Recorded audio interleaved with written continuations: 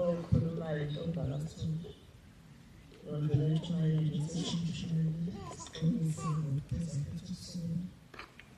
uthi ngelinye ilanga omunye umama uhleli nenkosazana yakhe uyithanda kakhulu lenkosazana yakhe uthi njalo ekuseni uma esikoleni uyavuka ayiphelezele ayidlulise ihlathi esabekayo ayenze lelo hlathi mayesingala nje aphinde ekhaya uthi mayesebuya futhi ahambe njalo isiqoma sizephuma ahamba ihlanganise akwenze lokho kuhamba inyanga nensuku yonke bese kanje ukugula lo mama uthi ukugula mase kumbambile bese ekhathazeka kakhulu ngengane yakhe uthi ingane yami isizophezela ubani kodwa ngoba kwakumzali othandazayo oguqayo wasekhumbula ukuthi uShembe khona le ngane lena izohamba noShembe wase yayibiza athi mntanami woza wasethi mntanami ubothi mawuhambe ekuseni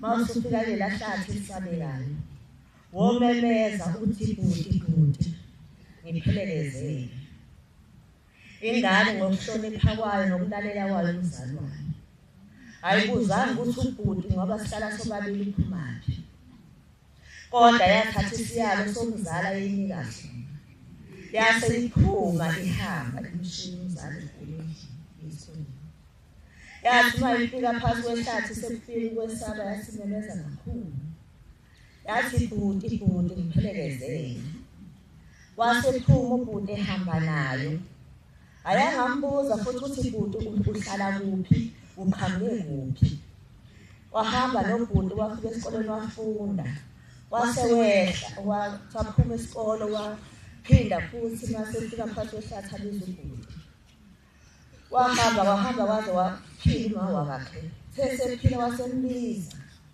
wathi mntanami ubuhamba nobani wathi mama wathi ngibobiza ubhuti ubeza ngiphelelezele waseba nomthokozo enhliziyweni yakhe ukuthi ingane yakhe isibambile izwi kaShembe ngoba uShembe lo wayembiza bese eza amphelelezele angakhulumi futhi into eziningi naye angabuzi lutho nathi singamakhosazana engathi singahlala ezweni kaShembe sithemba uNkulunkulu ngaso sonke isikhathi ukuthi masimbiza uhleko lwebhizinisi esivikelile isikhathi sokukhaphalala kuba omunye ubaba ubiza izingane zakhe abafana bakhe abathathu ukuthi mntana abantu abamozandana uyinika amajuba amathathu ngokuphuthuma nje uthi hamba nokuphihla la uShembe ngakaze afike khona la uNkulunkulu angaboni khona la majuba lawa aphile wabulale khona ayaphuma amadodana akhe ngokuthatha bawo ayahamba yazungeza iyaqala endala iyabulala ijuba yabuya masishana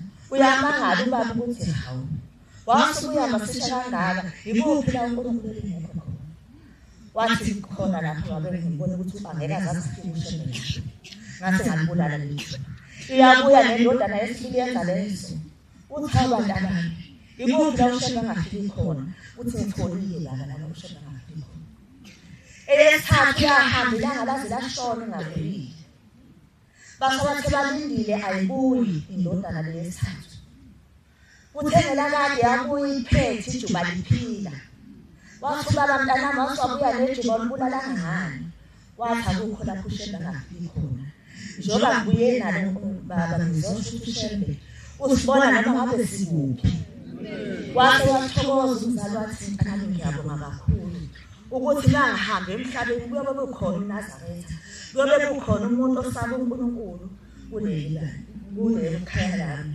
ngiyazi ukuthi izophila ngawo uShembe ngasinkosi phinde ngikhethe inkosi yasePhameni inkosazana eMilani hadi ebuziyana ngizondlulela entshumayeleni engayizwa thiwa kwakunomama owayehlala nenkosazana yayo yathi le nkosazana mayisiqedile isikolo nomama wahamba waya enkosini eyocelela umntanakhe uMendo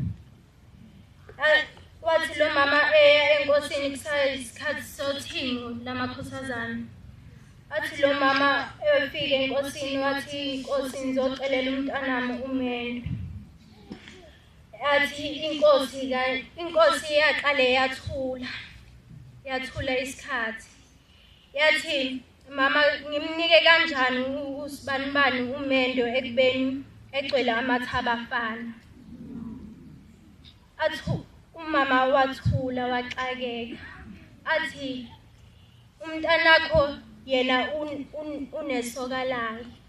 Njalo maye esontweni akambozi yena ngale kuphesheya ubukana nesoka lakhe.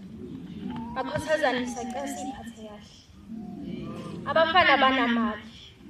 Abafana nje abanamali. Kumele nikwazi lokho. Umendo awuyona imali. Awuyona imali. Kumele uyovusa umuzi wabantu, hayi uye imali ne-content ngoba senishadela i-content manje makhosazana. Senijahe basket. Nithi hayi senilinde nje ukuthi ngishaye 18 bese ngithola basketball. Ungayi ngalokho emendweni makhosazana. Kumele niyovusa imizi yobaba. Ngithi ngale ntshumayelo makhosazana ngicela siphatheni kahle. Ingajaha abafana. Ngiyanicela siphathe kahle. Hlonipha isithunzi sala esontweni.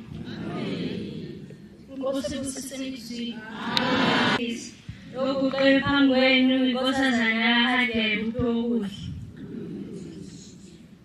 Kuthiwa ngenye imini kwakhona inkosana yayisabatha kuyiyoyodwa kuphela esabathayo ekhaya kubo. Yayisebenza eGoli kwathi isibuyile ekhaya kubo sebevalile emsebenzini ibuyile ekhaya kubo.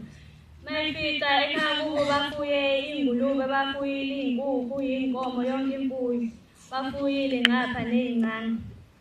Thiwa yathi le nkosana yabiza ubaba wayo yathi baba nifuyeleni konke lokhu. Ngisho bakafundi lokhu mina ngeke ngize ngihlale la ekhaya ngoba kukhona lezi zinto lezi.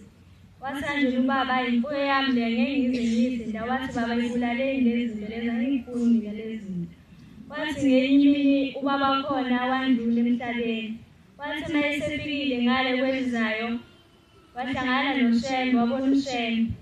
Wathi mayefakwe wathi kanti nguShembe. Uthi nguwe lo wenza ukuthi amadodana ethu asidelele kangaka emakhaya kithi. Uthi kanjena lo baba lona indodana yakhe imdelela ngale ndlela leyo ukuthi wayesengazi naye ukuthi ayenze njani. Ngale ntshumayelo ngizicela sihlonipheni abazali bethu.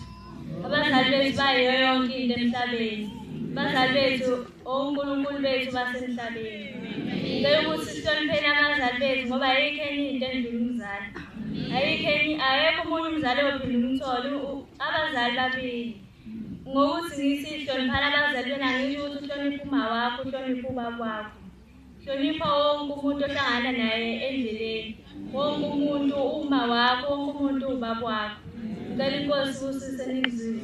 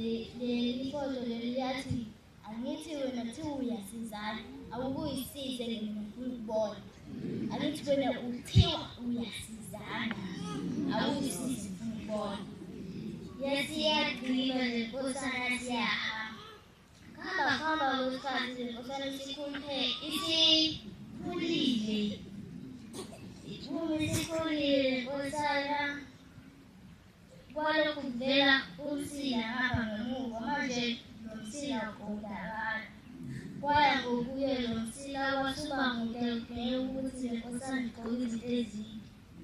Yathi yakhumbula le nkosana yathi kuthiwa khona umsizi ekuthiwa uShenge. Athi ngike nami ngishone ngakhona. Le nkosana yabuza obaba nabomama laba abasonta abakhonzayo nabo, yathi labo mama laba nalabo baba beyayilayela le nkosana. Le nkosana yahamba yaya enkosini. Mayifika enkosini yathi, Nkosi, ngibela umsila ngapha ngemuva, angazi ukuthi owani futhi usuqala nokuba mude. Yathi inkosi, yathula. Yathi angithi wena wathenga ifoto lami. Uma uthenga wangalithenga ngenhliziyo enhle, wathenga ngenhliziyo embi. Wahamba wayodlika wathi alisize. Yilo leli elikwenza ngisize. Uhamba uye la wahlala khona usesemncane. Ngizothumela imvukuzane ifike ivukuze wena la wahlala khona. Leyo ndlu leyo isasekhona, isamile lelo phandle. La wena wagqika khona ngizothumela imvukuzane. Nangempela le nkosana ihambe icime kubo. Mayifike endaweni yangakubo bayikhombise lolu phahla lelu okuthe inkosi lisasekhona kwamanje. Le nkosana lesi iyahamba iya ngakuleso sigaba. Mayifike leso sigaba nangempela imvukuzane isivukuzile. Mese ifike iyathatha ifoto, sekumele manje iligeze ngenhliziyo yayo yonke emhlophe.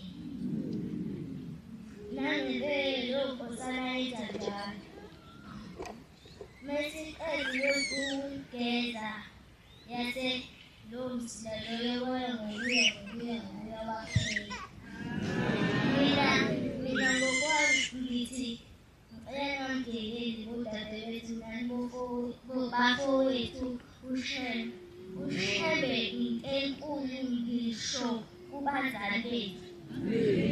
Futhi ngokunye udadewethu uthe bahlonipha abazali bethu. Sicela libambe lelo lizwi lelo, nani bodadewethu ngiyacela ngicela ngenhliziyo emhlophe egezekile. Futhi bese siyabonga kubazali bethu nakuye ubaba uShenge losibizile wasimema sisebancane ukuthi sikhulele kule nkonzo, sikhulele kokuphelele.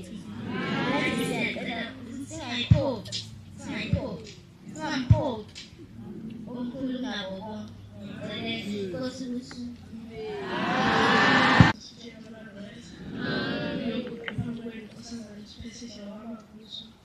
Ngelinye ilanga siye khona kuJulayi, kwaba khona amakhosazane amathathu. La makhosazane ayehambe ngobungane. Bayefika le phambili sesisondele iy'nsuku zokuya eNtanda, ahamba ayothenga utshwala. Ahamba nabo baya eNtanda. Bafike baphuza utshwala baba njalo. Babephuza lo tshwala bashiye kanjalo bengaxoxile lamabhodlela babephuza ngawo, asala khona eNtanda. Athi uma ebuya ebuhleni njengoba njalo kuhlale kwenziwa abashumayeli basale besixoxela basibuyele ebuhleni. Afica lamabhodlela bahambisa ngaphakathi kubaba. Athi baba, nawo amabhodlela esiwatholile, amakhosazane akho kade utshwala eNtanda. Bengicela ukuthi masiya emhlanganweni singayi ngobungani futhi sazi ukuthi siyokwenzani, futhi siyakuthanda utshwala. Utshwala akusiyo impumelelo yethu makhosazane. Manje siyambonga uShembe ukuthi usiphile ithuba lokuthi sikhule ngaphansi kwephiwo lakhe. Kodwa thina sikubona lokho, thina makhosazane uShembe uyasithanda futhi akekho umuntu angamthandi uShembe. Usithanda sonke. Inkosi kusinikezwe. Ngoba nazaletha amahlombe umhlalelise Inkosi imbusise. lokhu ngicele phambi kwenu aphiwa kaMthembu Mambelasa. Thiwa ngelinye ilanga bakhona inkosazana yayijwayele ukubhukuda kwelinye idaba engakuwo. Yathi ngelinye ilanga bakushisa kakhulu yayisiphumela lenkosazana ngena phakathi. Ithi izwi lokuqala ithi phuma. Ihlale lenkosazana ithi kodwa liyashisa. Phinde lezi lithi phuma. Ayigoloze lenkosazana ithi liyashisa. Lathi selisho yosithathu lenkosazana ilelizwi ukuthi phuma nkosazana. Yalisiphuma isigqoka. Yamangala ukuthi lithini lizwi. Ayisibuleya kuwo. Wathi ngelinye ilanga siyonilele enkosini izoyibongela nje inkosi ukuthi iyaphila. Yasithi inkosi nkosazana. Yabona ukuhamba kwakhe isifungo kuyakusebenzela. Wathi ungena kula manzi phansi kwamanzi kwakhona umnikazi wamanzi. Wayetheza